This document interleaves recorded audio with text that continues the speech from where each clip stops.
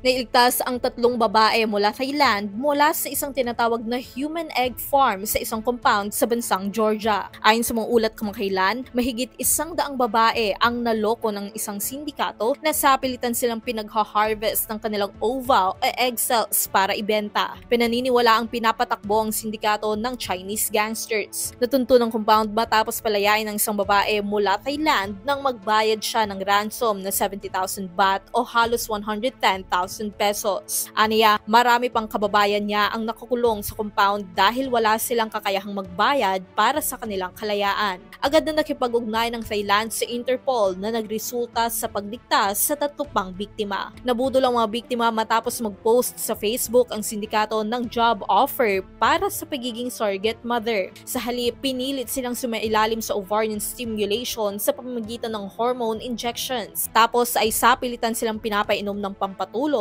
para makuhanan ng egg cells. Ibinebenta umano ang mga ito sa black market para sa in vitro fertilization o IVF na ginagawa namang hindi magkaroon ng anak sa ibang bansa. Marami sa mga biktima ay hindi binabayaran. 4 na suspect na ang iniimbestigahan sa Georgia. Maaari silang makulong ng hanggang 15 taon para sa kasong human trafficking. Para sa iba pang content, i-follow lamang ang social media pages ng News 5.